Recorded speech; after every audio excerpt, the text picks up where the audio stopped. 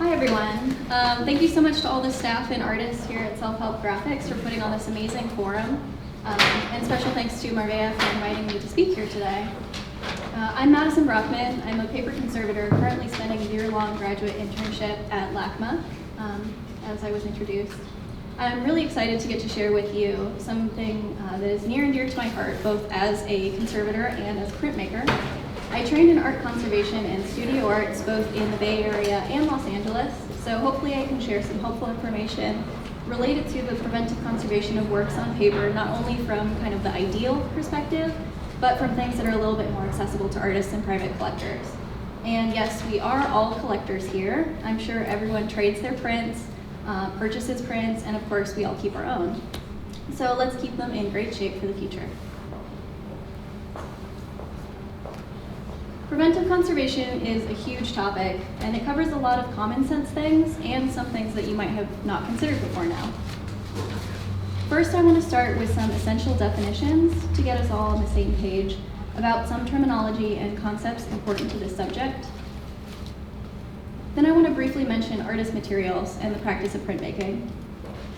Next will be handling, which is an incredibly important aspect of preventive conservation.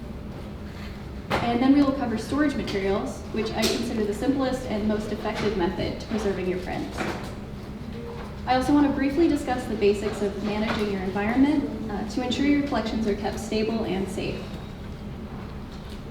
Some of you may exhibit your own or other artists' prints from time to time, so I can give you some info on which materials and techniques to use and which to avoid. And lastly, I want to wrap it all up and point out the link between a print's condition and its monetary value. And of course, Patrick is going to be speaking about this in depth at the end of the panel, but I can also share a bit from a conservator's perspective. So we have a lot to cover, so let's get started. And don't worry about taking too many notes. I know this is a brief presentation. I do have a handout of some guidelines and resources if anyone is interested, so I can always make that available to you afterwards. So what is conservation? I've said this word many times already, but not everyone might have the same idea of what the field is all about. Art conservation involves all kinds of actions taken toward the long-term preservation of cultural heritage. These include examination, documentation, treatment, preventive care, supported by research and education. Conservators care for art objects much in the same way a doctor might care for a patient. We treat, diagnose, test, prevent all manners of ailments. Conservators get specialized training in art history, studio arts, and chemistry and other physical sciences, typically through years of experience and completion of a master's degree program. In a museum setting like LACMA, conservators also work with other departments like curatorial and art installation staff, preparing for exhibitions and ensuring the artworks are safe to display. Conservators also participate in disaster relief efforts, helping to preserve our shared cultural heritage when there is a fire, flood, or other catastrophic event. So what then is preventive conservation? It's the work we all do to prevent or slow deterioration and damage to all kinds of cultural heritage, including our print collections. We want to maintain safe and stable environments for our objects, like quality storage materials, but we can't enjoy these objects if they are hidden away forever. Preventive conservation involves the day-to-day maintenance of a safe and stable environment, and this is truly critical work. Without our shared efforts to preserve objects, they may deteriorate at a faster or slower rate, but they will deteriorate. So much of preventive conservation is the common sense caring for objects that we do every day without knowing it. Some other topics I want to cover briefly are the ones up on the screen here. First, let's address the difference between ideal conditions and other options when it comes to the preventive conservation of your collections. This is a big issue in the field right now, as we're seeing the trend away from the strict one-size-fits-all guidelines for storage materials, climate controls, etc., in favor of guidelines that are more flexible and take into account things like financial resources, access to supplies, and local climate. This discussion has parallels for private collectors too. I know I personally can't afford to buy a metal flat file cabinet, so what are my options for something that's still safe but more economical? Preventive conservation efforts won't be completely successful in the long run if what you're trying to implement isn't first attainable, then sustainable. We have to decide what works best for us and our objects and then stick with it.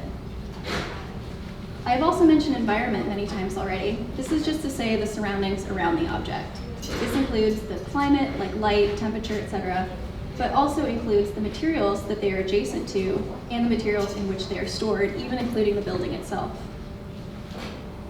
Handling is fairly self-explanatory, but it does include a lot of ways in which we come into contact with art, including making prints, putting them in and out of storage, transporting them, and getting ready to frame them or otherwise display them.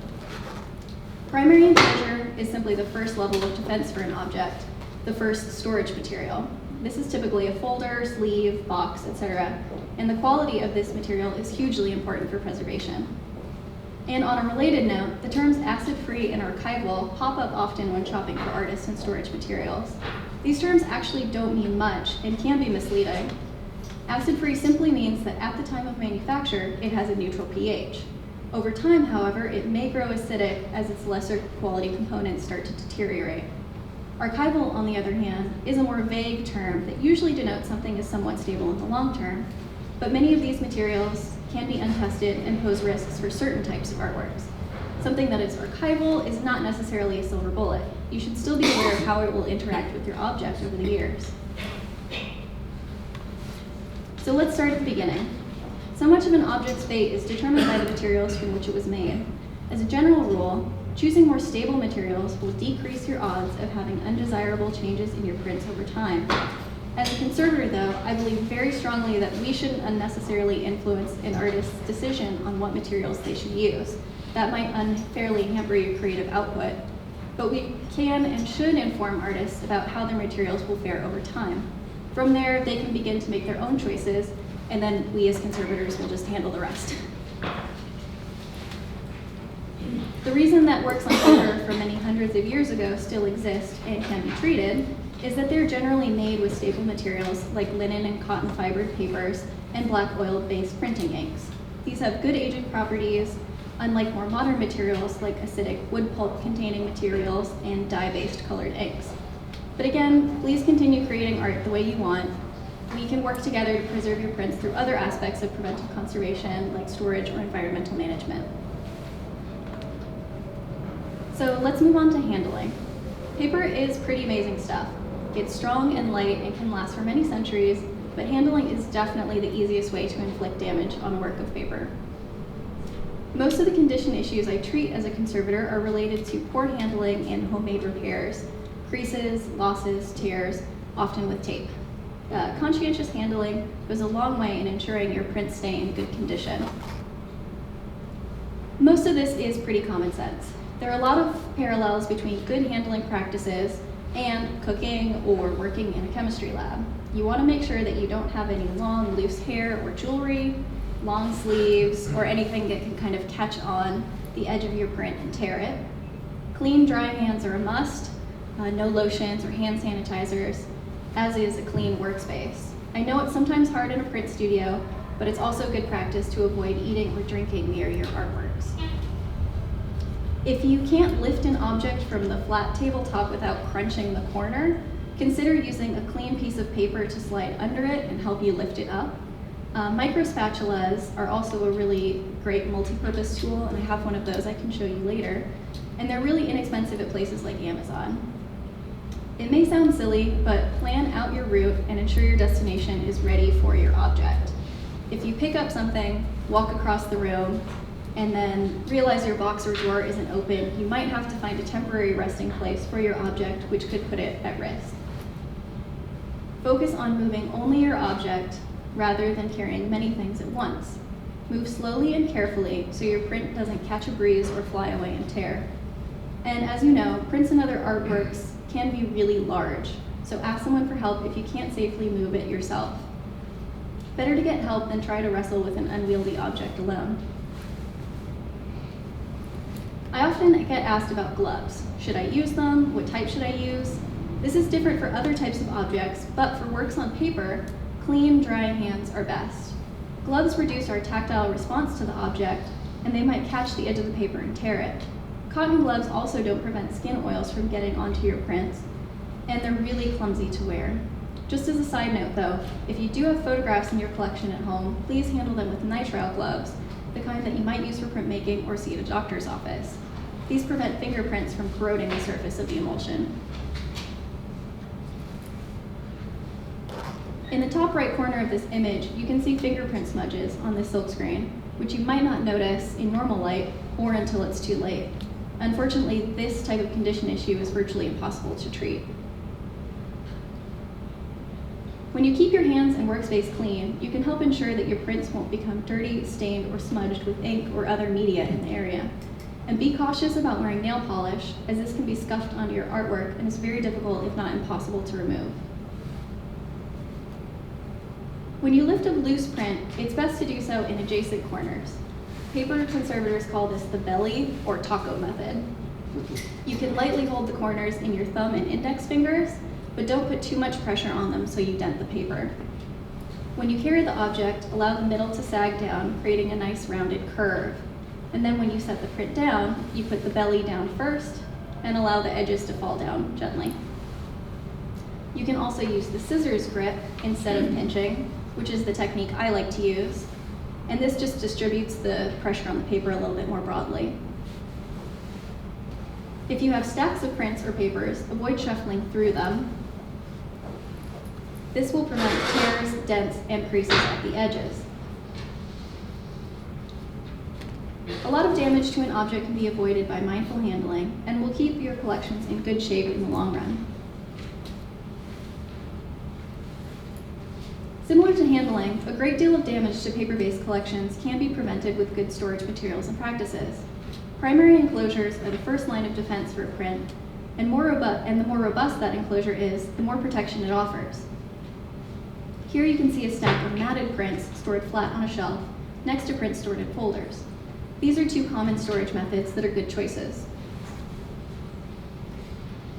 Matting your prints for storage is the ideal for institutions like art museums, although I know it's not always feasible for private collectors. Mat boards are rigid, and window mats in front provide a shallow recess so nothing touches the surface of your print when stacked or framed. Mats are also great for storage because they can be easily put into a frame if you wanted to rotate displaying your works. This cuts down on mounting and framing the prints multiple times. Mat packages are also a good presentation aid on their own without framing. If you or someone else wants to look at your prints, they get a more polished presentation with a window mat. And as a bonus, they're handling the mat board, not your object directly. Use an interleaving material like smooth glassine paper between your print and the window mat as another level of protection. Lift it off the surface of the print in the belly or taco method, just as you would lift the print itself. If you're going to mat some of your prints for storage, avoid stacking dissimilarly sized objects. The corner from the smaller mat in the picture here could easily dent the larger print on the bottom. If you have access to a flat file cabinet or similar drawer system, storing your prints in folders is a great way to cut down on cost and physical space of the primary enclosures. Look for good quality paper stock, usually described as archival or buffered, and usually a tan color like the ones here. You can also make your own folders by folding larger sheets of good quality paper if you can't find pre-made folders like this. You can store one print per folder or several prints per folder with interleaving between each print. Boxes like these are a great alternative to flat file storage. You can use them to store foldered objects or matted objects or even loose objects here. I personally use these for my print collections at home and have had the same boxes for many years. The boxes are relatively inexpensive and can be found in a variety of dimensions. They're typically lignin-free and age well. Look for boxes that are roughly the same size as your objects to prevent them from sliding around loose in the box. Intersperse your stack when possible with rigid support boards like the ones pictured here. These provide physical support when lifting them out and distribute the weight of the stack more evenly. And of course, use glassine or other interleaving between prints if you can. This image is a less ideal way to store a stack of prints in a box, but in the end, it's better than having the prints out in the open, so we always have to look at everything from a different perspective. The box is still keeping out light and dust when the lid is covering it. So when you're shopping for storage materials, keep these in mind. Purchase conservation-grade materials if you can, or seek out safe alternatives that do not contain lignin from wood pulp. Good papers with a high cotton content are always excellent storage materials if you don't want to purchase buffered folder stock. avoid lower quality materials that might be marketed for students or beginners, as these are more likely to contain acidic or otherwise volatile materials that can damage your objects over time. Plastics are a good example of this. While some, like polyester, are fairly inert, others like PVC, vinyl, are loaded with plasticizers that can leach out and leave sticky residues on your objects. Be mindful of your storage orientation as well. Flat is best for most objects, but if you need to store things vertically, make sure they're supported in their enclosure so they don't slump down with gravity and deform the paper.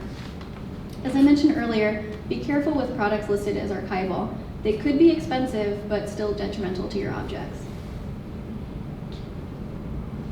I want to briefly discuss the environment in which you store your collections, because it's so integrated into storage and display. Conservators like to speak of managing the environment rather than controlling the environment, because it's much more attainable and sustainable. If you can't keep your prints in museum quality storage systems with temperature control from an HVAC unit, what else can we do? There are 10 agents of deterioration, as we call them, that affect cultural heritage. Many of these are common sense things we've already discussed, like poor handling and poor quality storage materials. But there are other ways we can protect our objects, including reducing their light exposure and keeping them in a stable climate. I like to think that as a general rule, paper will be happy in roughly the same climate in which we are happy. If it's too hot or cold, or too humid or dry, we will all suffer. Room temperature and a normal humidity level are most comfortable for us and for works on paper. Furthermore, frequent and extreme fluctuations in climate can cause deterioration of paper, so avoid storage locations that frequently cycle between hot and cold, humid and dry. Pests are a big problem for paper-based collections. Insects like silverfish and book lice can eat paper, leaving holes in your objects. Other pests might not harm the paper directly, but can live in storage and attract other pests there as well. Mold is also considered a pest, and it can grow on paper in warm, humid climates. Most housekeeping is critical to making sure your storage stays clean and free of pests. Also be mindful of where you store your objects in case there's an emergency like a fire or flood and you need to evacuate them. And now just a brief note on displaying your prints. I personally tend to display only a handful of works on paper at home, mostly due to lack of wall space and framing costs. But limiting how long an object is on display is also a great way to avoid too much light exposure, and plus you get to see more of your collections by rotating them. After all, if you can't enjoy your collections, they will just stay in storage forever. The most important aspect to framing is using good quality materials. These come in direct contact with the art and can inflict some serious damage over time if they contain acids or other volatile compounds. Look for museum quality ragboard, which is 100% cotton and has excellent aging properties. It's tempting to pick up a frame with a pre-cut mat, but I would advise against it and advise you to think a little bit more critically about inexpensive frames that are commercially available. These mats and frames are often quite acidic and can cause matte burn on the artwork, which can be quite severe in terms of discoloration. The industry standard for conservation framing is to attach your print to the back mat board with hinges of Japanese paper and wheat starch paste. This is somewhat less user-friendly for those of us at home, but wheat starch paste is pretty inexpensive and can be cooked up at home in no time, even in small batches in the microwave. The paste is water soluble and won't discolor over time, making it far superior to any other adhesive for hinging. By attaching hinges only at the top of the print, the amount of work to remove hinges in the future is much reduced. You can flip the print up to view the back if there are any inscriptions or media, and it's easy to just cut the hinges free when you're ready to take the print out of the mat package. But I totally understand that hinging in the conservation manner isn't for everyone. There are some commercially available products out there that either reduce the amount of direct attachment to the print or use a safer adhesive than synthetics. You might find gummed paper tape that you need to re-moisten, or mounting strips or corners that don't introduce any adhesives to the print at all. If I could give you one piece of advice from this whole talk, it would be to stay away from tape. It's by far the easiest method of repairing and hinging papers, but it's certainly the worst. So much of my job is just taking off tape endlessly. There are many products out there, and some claim to be acid-free or archival, but they should all be avoided for direct contact with your art. Synthetic pressure-sensitive adhesives like those found on all kinds of tapes and sticky dots can migrate into the paper, degrade, and cause severe discoloration and brittleness.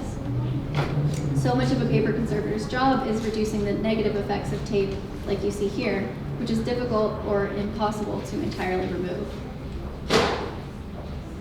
If all this talk of tapes makes you nervous, you can always use alternative methods of securing your print into its matte package, like Mylar or paper photo corners. You can buy these, or the paper type you can actually just fold yourself.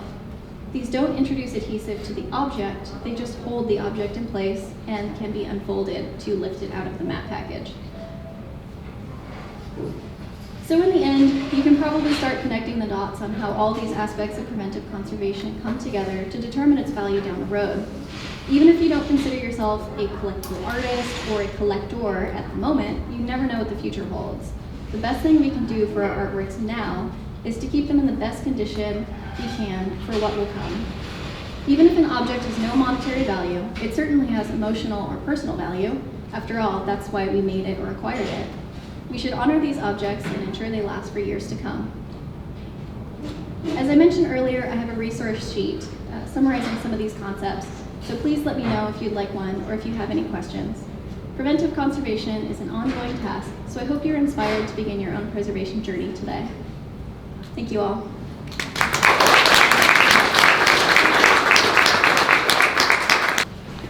So my presentation is so a little bit of overlap from what Madison presented.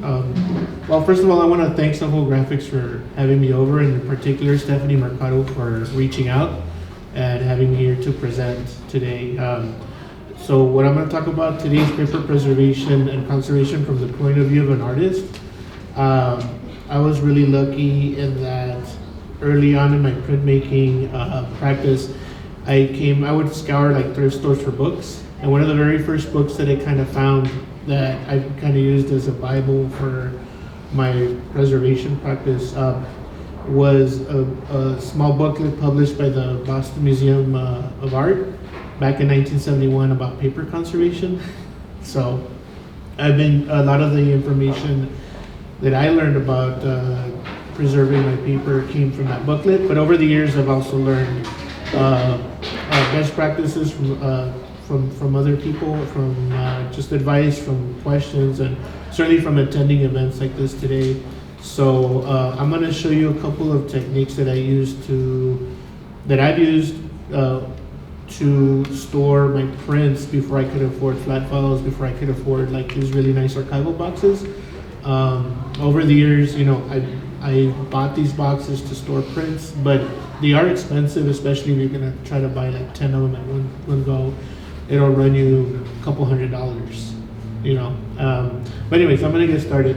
So one of the first things I look at when I'm moving into a studio space, I have a friend who's an architect and managed to make this floor plan for me. Before even moving a piece of furniture, I look at the floor plan of the space, and then I create little squares, either out of a piece of paper that are to the scale of the space that I'm going to be moving my studio into. I'm lucky enough to own a press, so when you're moving a machine that weighs half a ton, you want to know where it's going to be placed, because once it's inside, it's going to be really difficult to move around, especially if you're restricted to a small space. Like, I think this is about a little over like 400 square feet. But if you notice in the diagram, it outlines where the plumbing is, it outlines the direction. See the wall on the side that faces the street. The wall on the right hand side is shared with another studio space. So all my plumbing is centered in the back, and then the orientation, the door actually faces south. So that means that I'm gonna get constant sunlight on the far left wall and on the front door. And the front door is made out of metals, so the metal is gonna absorb that heat, and throughout the evening it's gonna radiate it inside. And then you can see where the windows are. There's a large picture window in the front and a side window over here to the left-hand side. So I know that I'm going to be getting a lot of sunlight and heat coming into those windows. So what I'm trying to do is find within that space which is a space that's going to be the most stable temperature-wise, so that when I store my prints, they're not going to be exposed to extremes in heat and cold, and heat during the summer months and, well, mild cold during the winter. We don't get much of a winter here. But in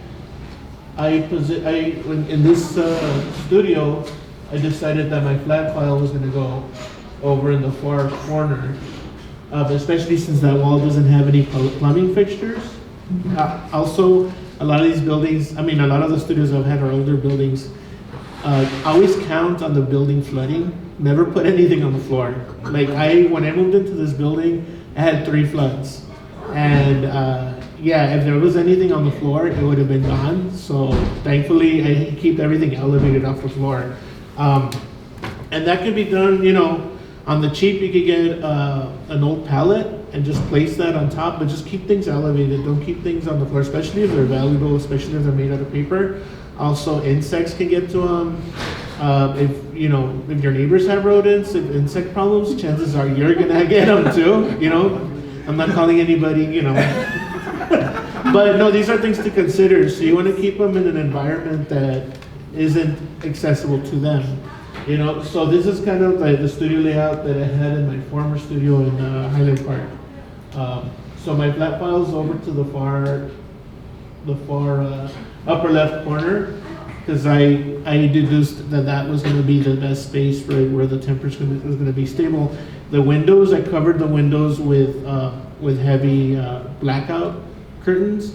I like to use double pane curtains that are white, so that during the summer months it reflects the heat off, and then in the colder winter months you could actually use the black and it'll warm up your space rather than trying to use an AC unit or an air conditioning unit. That's another consideration. Where in the space are you going to have like your heating or your air conditioning unit? Because that's also going to cause the temperature to fluctuate. Paper absorbs moisture, and when it dries out, it shrinks. So if you do that a lot to paper, it becomes brittle and starts falling apart.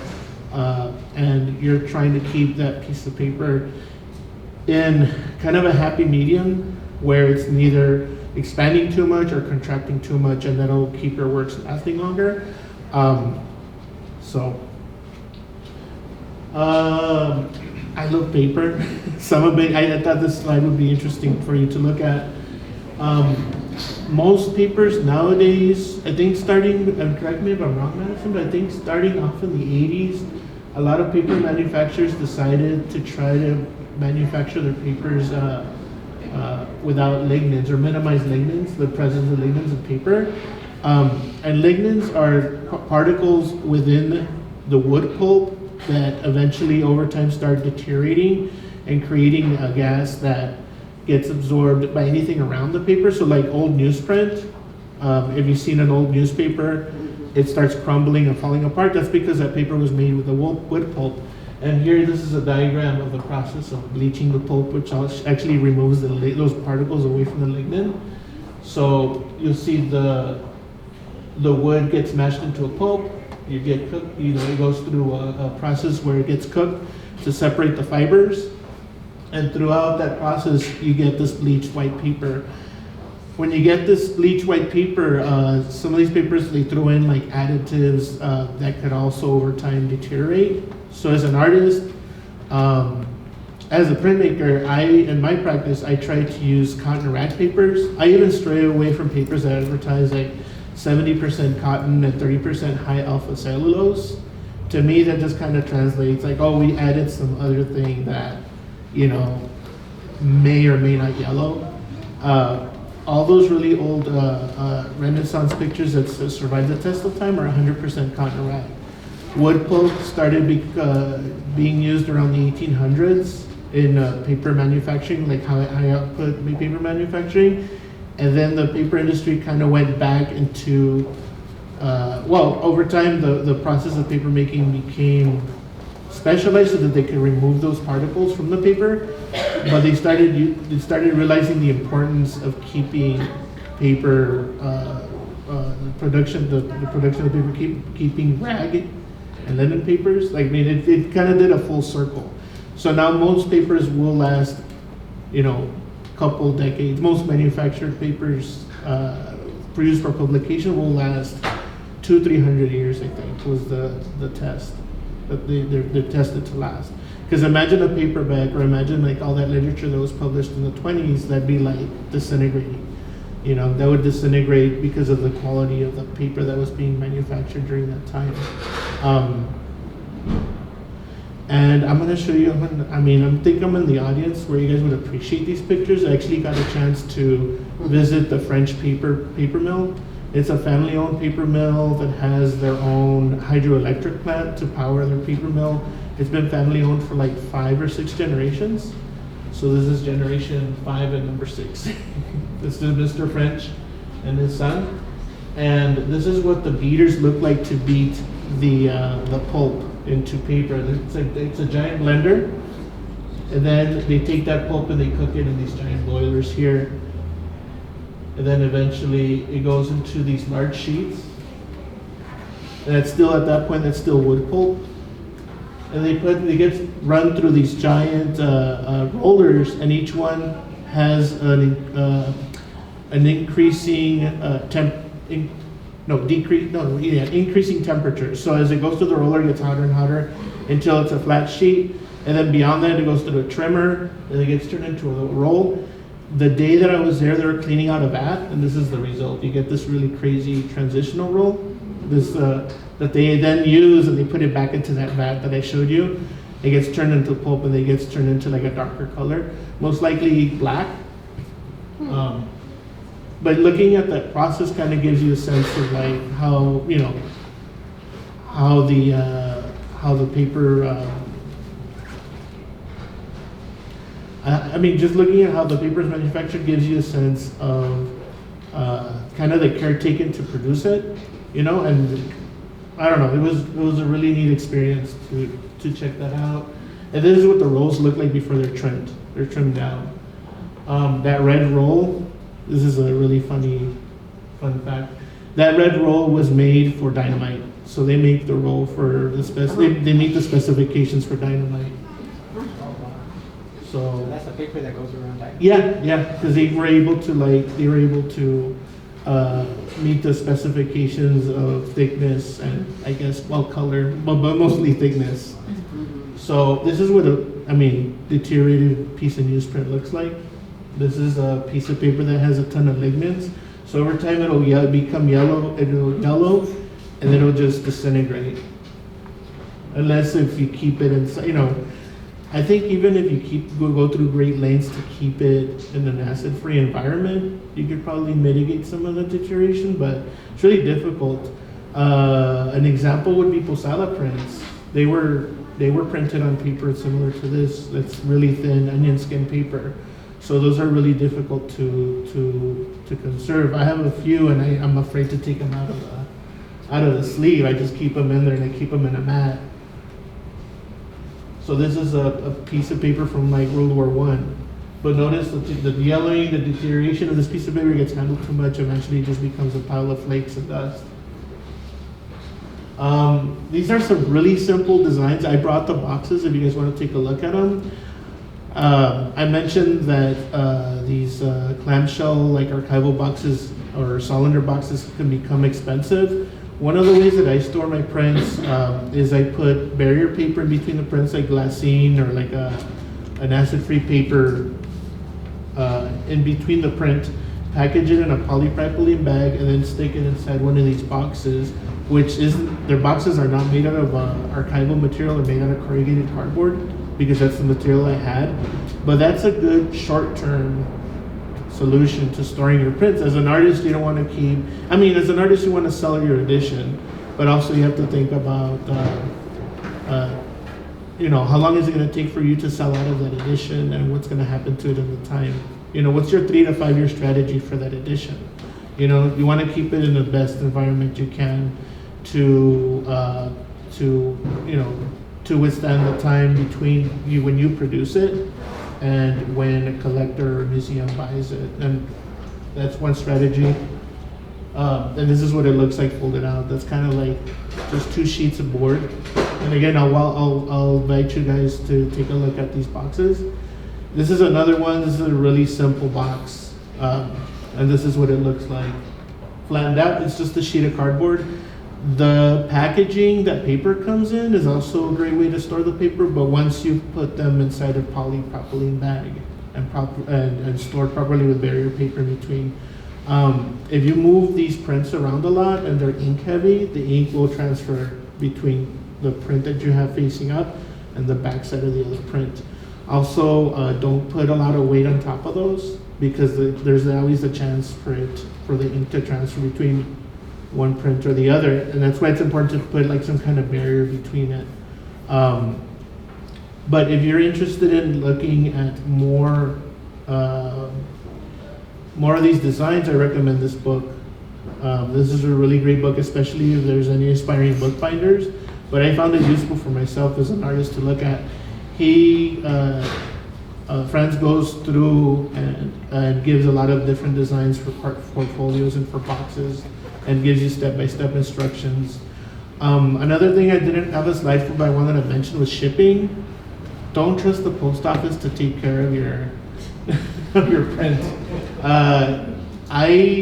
When I ship a print, I'll use corrugated cardboard, and if you notice the fluting, like the little canals in the cardboard go in one direction, I put another piece of cardboard going the opposite direction, because it just makes it that much harder for them to for them to bend, and it makes it rigid. When you put your print inside that cardboard package, tape the corners so that when that print isn't like shifting around inside the box. So for example, let's say this is my print and this is my cardboard box. I'm gonna put it in the middle, and it's gonna be inside its bag, and I'm gonna tape down the corner so that it's secured in the middle, and if any damage happens to the corners, it's happening to the box and not the print. Ideally, you'll hand someone the print, but if you have to ship, that's the best way to do it. I have a couple stories about the post office ruining that, but I'll save those for later. And then framing. This is like a really simple diagram. This isn't my diagram. I got this off the internet, but just to kind of give you the layers of what goes into a frame. I know a lot of artists like to use the really affordable, really cheap IKEA frames. I don't recommend using them anymore. I don't know if you guys remember when they first came out, they were made out of solid wood. Now they're made out of like wood particles mixed with glue, and then they put like a veneer over them. It's not even wood, it's just kind of like a wood clay. That stuff's gonna start deteriorating, and then all that deterioration is going to create acids that are going to be absorbed into your acid-free paper or archival paper. Or if you use inexpensive frames, tear out the mat. Those mats most of the time will yellow and will damage your work. And I have pictures of what that looks like. But this is a really basic setup. All these, the dust cover in the back, that's the piece of, I don't know if you guys have looked at like frames and you see like a brown piece of paper taped on the outside. That's the dust cover, but everything between the dust cover and the frame should be archival or acid free. The glazing, which is the glass, well, if it's a large piece, your framer, or if you're framing it yourself, you're probably going to use a piece of acrylic just because of weight considerations. If you have a piece that's this big, try to lift a piece of glass that's big, it's pretty heavy. So your framer is going to give you a piece of acrylic.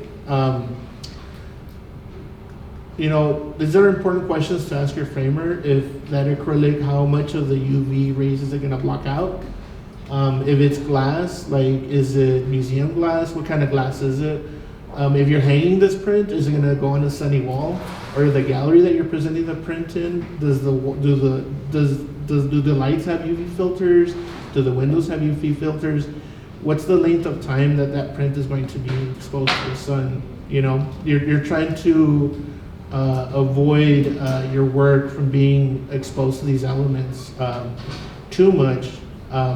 I'll give you an example, like the color blue in a print it'll fade really fast. Blue is one of those colors that just gets obliterated with the sunlight. So if you go to a gallery and you have a show that's gonna be like longer than a month, and and they don't have those tools to mitigate those UV rays, your work is probably going to suffer a little damage. And a little damage over a long period of time adds up. I've seen prints go through this process of deterioration, especially if the ink is not color fast. It doesn't have a light fastness, or it doesn't have any kind of filter. It'll go real fast. It'll go like in 6 months. It'll be a whole different blue. You'll pull out a print from the edition that's stored away, and then you look at the frame piece, and you realize how much that blue has changed. So this is kind of like damage work. This is called foxing. This is what it looks like, and it's a mold. But if you notice, this print used to have a mat on top of it, and the mat was probably not made out of cotton rag paper. So it yellowed the paper and it damaged the print. And this is a pencil drawing. So that's these mats that, this is probably not a rag mat, but see that yellowing? That's because of the wood pulp inside this mat. So that's the kind of, this is what a mat looks like when it's decomposing, and it's also, as it decomposes, it's also damaging the print. So this is water damage. Remember I told you, like, take into consideration if the wall has plumbing or not? So the wall, obviously there's a pipe in there that has a leak that's kind of leaching out into the plaster, but follow the line of the crack and look at where that mold is growing into the frame. So, and then these guys, I don't know if you guys ever seen these guys in your studio. These are silverfish. These do this. Yeah. So one of the ways to kind of mitigate that is, you know, look through your collection, you know, move things around, and I don't know if there's any like pesticides that you could really use. Yeah, for silverfish there are little silverfish packs. They're There just you like go. little pieces of paper you can buy and leave out. But Yeah. yeah, just good housekeeping, sweeping all of their like eggs away and stuff. Yeah. It's always good.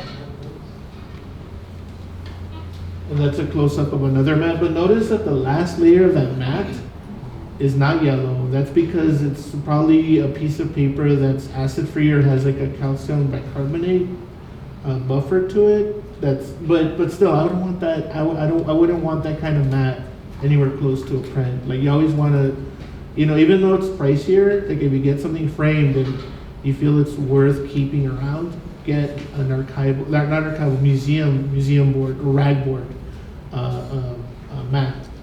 And if you ever see anything like this, like just take it out. A lot of people find like Katie Kolowitz prints at the thrift shop, and we take it out of the frame and package it, and it's just like damaged all the way around. And usually because of bad mats like this. So this piece of paper used to be blue, and because of exposure to sunlight, you could tell where the mat sat on top of it. The sun has bleached out the blue from the paper and turned it that milky white. So this is the kind of damage that prints could sustain if exposed too much to the sun, especially if they're colored papers like this. So yeah, that wraps up my talk. I just wanted to just really quick go over that.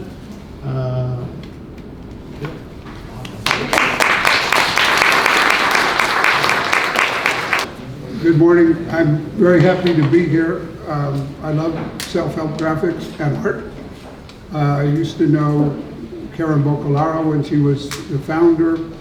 A lot of my friends have printed here over the years, and it's an honor to be here, and I want to thank the staff. I think this new environment is very cool, and it welcomes people, and you are doing great programs. So I'm honored to be here with Madison and Daniel, and I'm going to speak in a summary fashion and sort of go out in the bigger world from your studio or from the museum or wherever.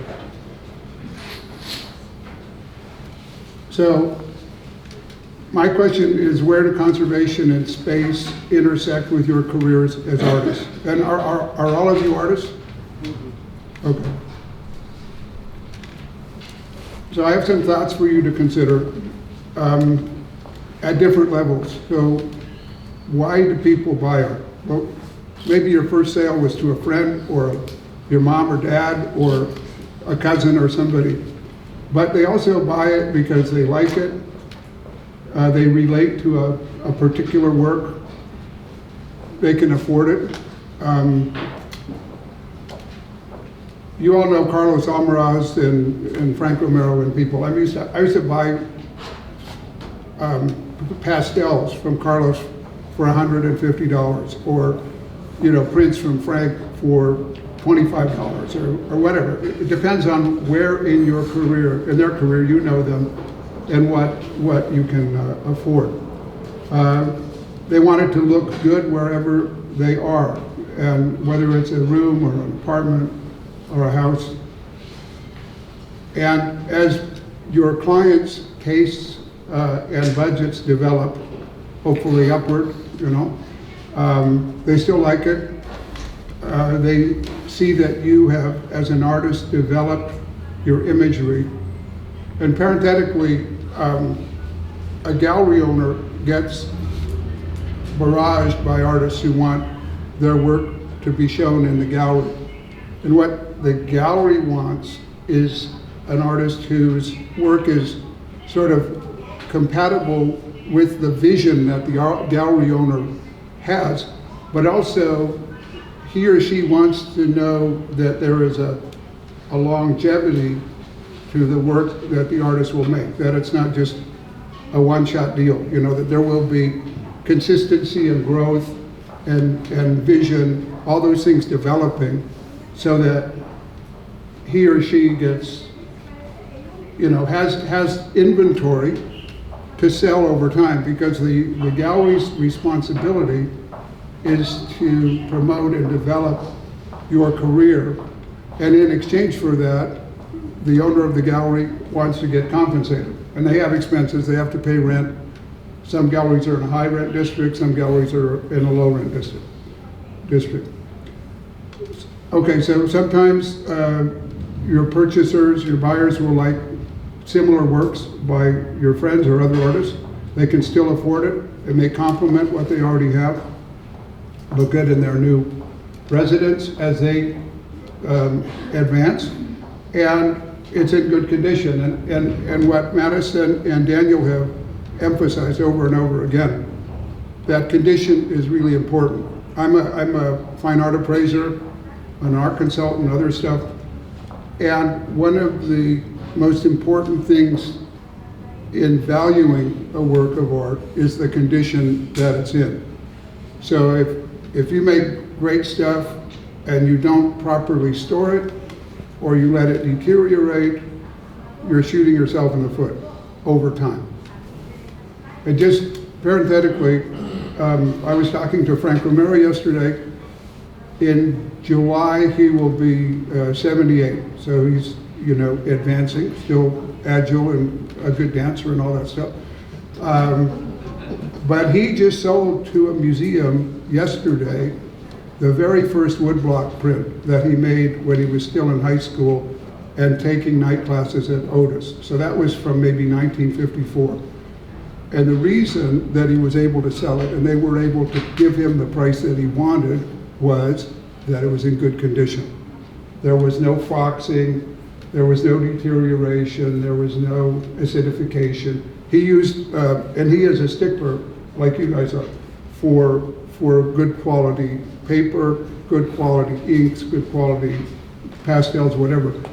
But I thought that was pretty interesting, and it's very illustrative of how you don't know 20 years from now which of your artworks is going to be the most significant. It may be something you did 5 years ago, but it may be something you did very close to that time. The buyers also like to see the artists starting to be included in group shows, and they can still, there's a hierarchy. You have your own show, maybe you're in a holiday sale, somebody picks you up and wants you to be in a group show at a gallery, then you start to advance, and maybe you're in a show with 2 people, and then you have your one-person show. Those things all, they impress people who buy your works, because I'm sure you've all heard people say, well, I don't know much about art, but I know what I like. And the collectors who do know about art, they know all the graphic media, they know planographic or lithographic. They know intaglio in all of its forms. They know screen printing, silk screen printing, and they know relief prints, block printing, linoleum printing, and all that. And they appreciate the sophistication that the artist has in using the different media. And so if they see that growth, they're more inclined to acquire it. So this is the last one along this line. It dawns on them when they see the growth, they see your shows, they see your selling, that maybe this is a good investment, you know, so maybe I should buy more of them. Maybe you have a one-person show. They can still afford your work, but they're starting to notice that it's getting more and more expensive, you know, over time. The first work you ever sold is probably less expensive than the one you sold, you know, 6 months ago. And again, they focus on the fact that there might be an investment. In addition, they're starting to collect work by other artists that they like. And I don't think it's a stretch to say that collectors are, if not identical, they're similar to gallery owners, because they want to see consistency, they want to see growth, they want to see visual development. And if they have works by other artists, they want things that are complementary to what they already have. They don't want outliers. They may, you know, but, you know, I have bought outliers, and they're in my office, and the things that my wife and I agree on are in our living room, somewhere that's more public, you know. That's just how relationships sometimes go. Anyway, and in red there at the bottom, they're getting to a point now where they may need to store some of the art, because Madison and Daniel both store the art that they've made and acquired because they don't have room to put everything up. And they get to a point, buyers do, as I say, where they want to buy the best work they can find by the artist that they like in whichever medium they can afford. That's the mentality of a collector, I believe. Okay, so this is sort of for fun, life art in the cosmos. I mean, I was thinking about Notre Dame burning down, or almost, and I was thinking about this young astrophysicist who figured out a way to photograph a black hole, which Einstein hypothesized existed in the, you know, when, 1907, 1890, somewhere when he got to, you know, the theory of relativity. But there are three things. There's creation, there's maintenance, and there's entropy. And this is what happens to our solar system. You know, the argument is that the solar system gets ultimately sucked up, or the galaxy, by the black hole, which attracts everything to it. And that's called entropy. But the one thing that separates creation from destruction, creation of an artwork in this case, is maintenance.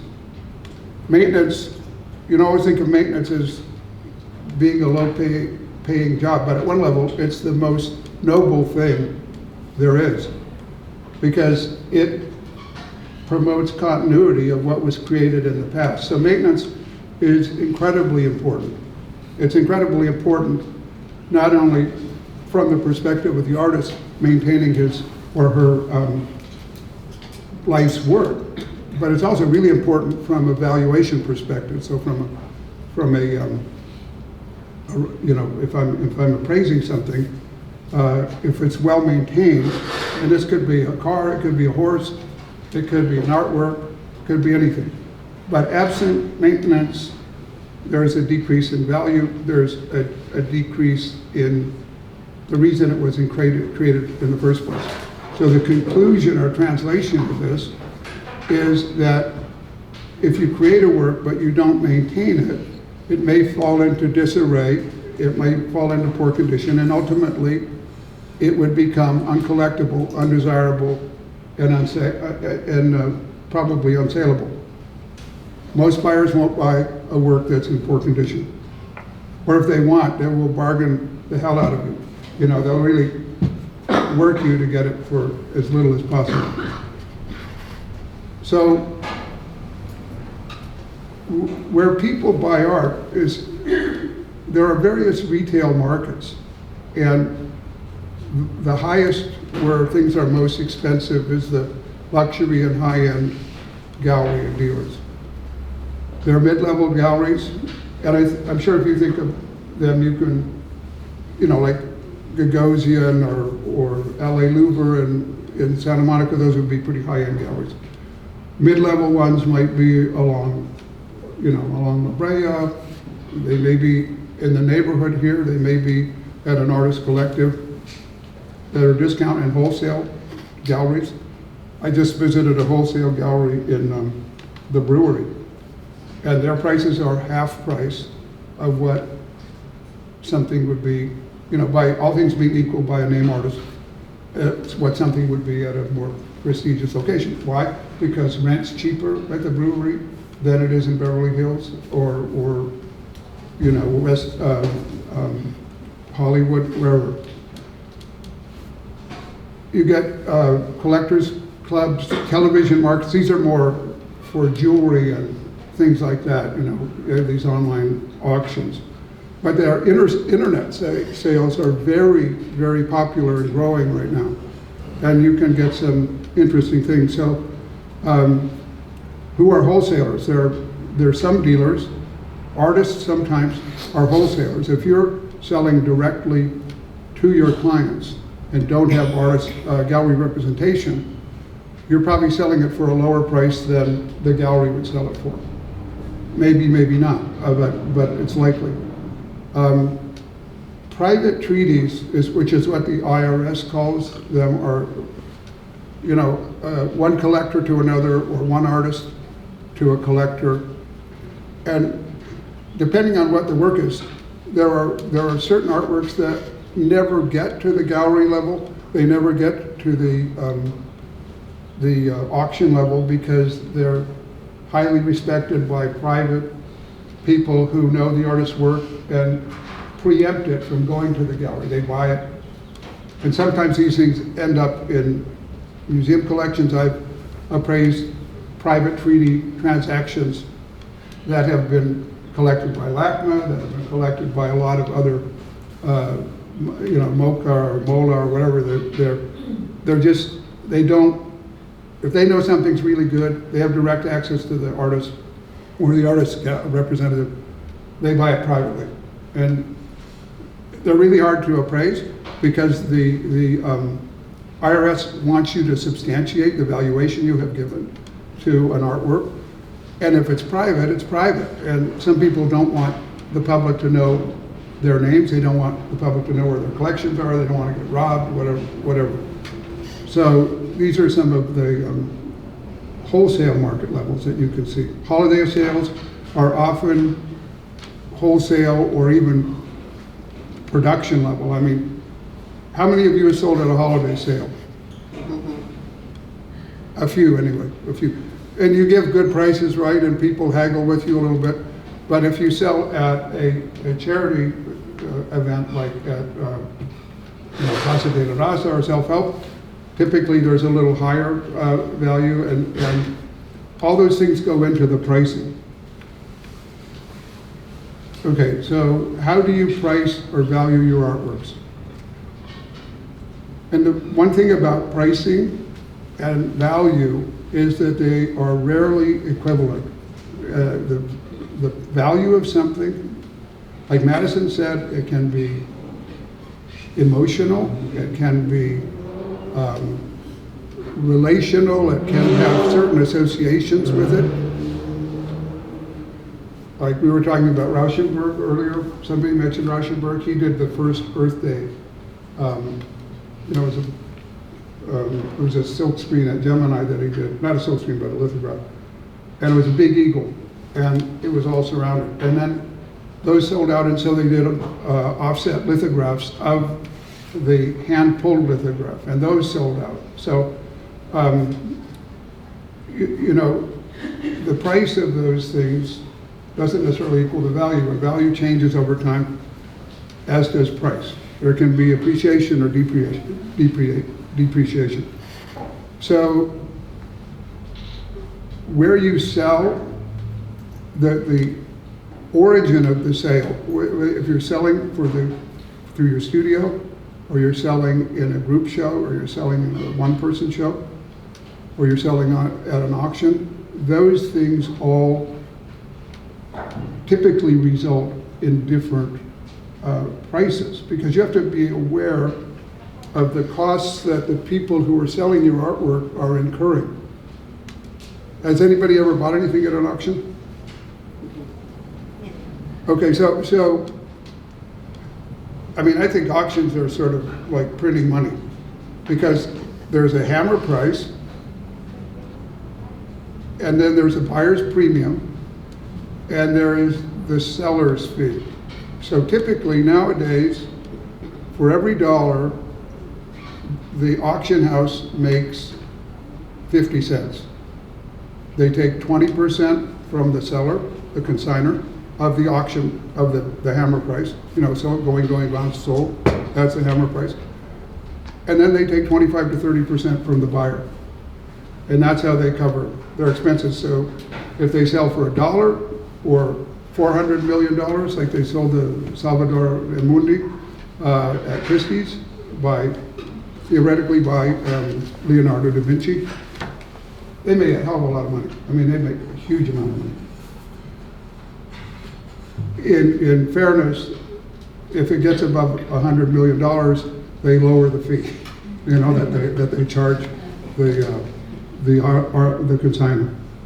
So where something is sold is very important. If you are represented by a gallery and you sell works from your studio, sometimes at a different price, and if you don't give the gallery owner a percentage of it, the gallery owner frequently disassociates himself or herself with the artist. I mean, those are contractual issues that you have to be aware of. So how does an appraiser value artworks? First of all, there are 9 different values that you work for. You work with a personal property or real property. And the value you select depends on the use to which you will put the appraisal. So market value is equivalent to retail value, and that is typically, somebody says, I've been offered these 5 paintings or these 5 prints, and I want to buy them, but it's the price the seller is asking fair. So the appraiser would say what the reasonable market value would be. And again, going back to what I just said, it depends on the market in which the person is typically buying. What may be an appropriate price in a gallery may be too low or too high for a studio sale. It just depends. Insurance is what it says. People need to get coverage for fires and other damage. Most governments, state, local, federal, they want to know what the fair market value is. And everybody, I mean, you hear fair market value all the time, and most people think it's equivalent to retail, but it's not. Fair market value is defined as a willing buyer or willing seller, equally knowledgeable, neither under a compulsion to buy or sell. If they were to come to an agreement, what would that be in terms of dollars? And if any of you have good customers who are repeat buyers, you got to cut them a little bit of a deal because they're your friends, they're good clients. They come to you and they have been a good client, they expect a deal. They don't want to pay what everybody else pays. So it's a theoretical value in the eyes of the Internal Revenue Service. Where would that magic point be? So I think it's somewhere between 15 and 25% below what you would normally sell it, maybe 10 to 20%, it just depends. But you cut a deal, that's fair market value. And then sometimes people go bankrupt, publishers sometimes go bankrupt, that's orderly or forced liquidation. There are many other values, salvage value, in-kind value, and so on. So when you conclude values, And this is all going to come back to what Madison and Daniel said, hopefully. I hope that you're on board out of this, by this, but some of the appropriate, if you always buy wholesale, then that's the most appropriate market for you. And so as an appraiser, I would value your pieces typically from the wholesale market.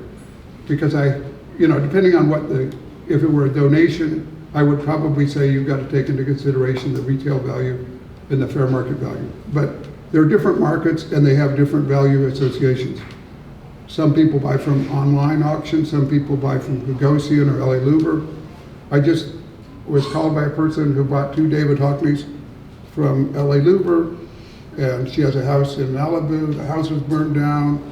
Everything in her house, including the two David Hockney prints, was burned down, up in smoke, and so that has to be a retail value at a high-end gallery. And she bought it 3 years ago, so what is it worth now? Was there any price appreciation for the works by Hockney at that time? Some people buy it at silent auctions or charity events and so on. But I just want, my intention in telling you all these things, that you probably know them, but every market that you work in or engage in has a potentially different value for the same work of art. And so when you're building a hierarchy of how you value your own prints, you have to take that into consideration. There's not one standard price. You might always get the same price for anything you sell. There may be a price below which you will not sell it. You won't let it go because you know it's really good. But if you're selling it at a gallery, you can anticipate it being, twice as much as it was in your studio, unless you have some kind of other deal. So as an appraiser, I always have to ask what is the most appropriate market for my conclusion of value. And there's this thing called the effective date. If my client who bought the Hockneys didn't have fine art insurance the day before the Malibu fire, it would be gone. If she did have fine art insurance, on the effective date, which was 1 or 2 days before the fire, everything would have been paid. So when you appraise something, you have to be very cognizant and aware of the effective date. And one of the things you all should do in your contracts with galleries or other loans is ascertain whether the gallery owner or the collective, wherever it is, has insurance, and if your work is covered. Because if it's not, then it gets stolen or it gets burned up or water damaged. If they don't have insurance, then it's out of your human kindness that you don't sue them. And I'm not, that's a little bit overstated, but it's important to know what's going on. So, has anybody ever bought a Shepard Fairey screen print from Studio One online in here? Has anyone ever done that? They usually cost $40. And the very next day on eBay, they could be $1,000, they could be $400. They sell out in editions of 100. They sell out in about 10 to 15 minutes. They're about this size.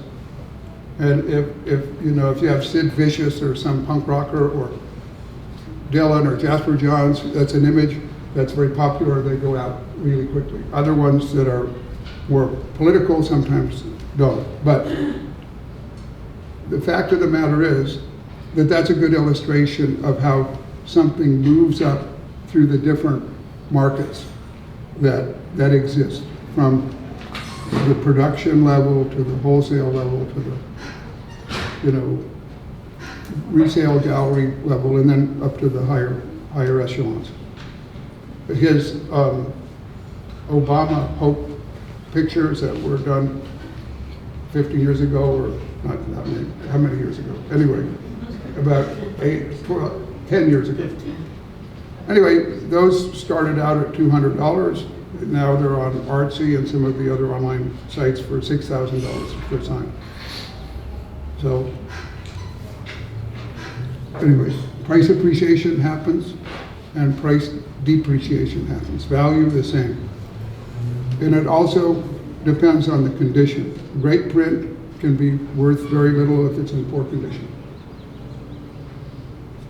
So, again, self-help, and this is a great event because it's celebrating in part the 46th year of self-help graphics and art. And it is, as I wrote, shared, fostered, nurtured, facilitated the careers of many, many artists. And going back to the whole thing of the cosmic order that I mentioned, creating your art is one thing, and it's probably the most important thing. But nurturing and caring for your artwork, conserving it, is another. And if you properly maintain it, it will be available for sale when the time comes. I mean, again, yesterday Frank Romero sold something that he made when he was a teenager for a good price to a good museum. And he was born in 1941, he made it maybe in 1954, and now it's 2019, and it was sold because it was in good condition.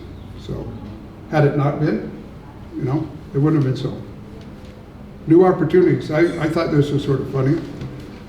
This is from Heritage Auctions. And I don't know if you can read it, but it says, explosive growth in the prints market. Why Heritage is betting on weekly prints in multiple auctions. Weekly. So if you've got some good prints and they aren't moving, maybe you should call Heritage. They're located in Texas. They're based in Texas, but they have a Beverly Hills office. If you have some good stuff, that's something for you to consider.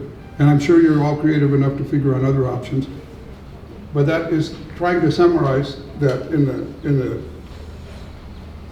outside world, outside the studio, outside the conservation labs, where they are doing the work, where you all are doing the work of creating and maintaining, there are these other considerations. What is your art do, and how is it purchased? How is it sold? How does it live its life once you get rid of it? Once it goes away? And that's what I've been trying to give you a little bit of an introduction to. So I guess we're going to answer questions, right?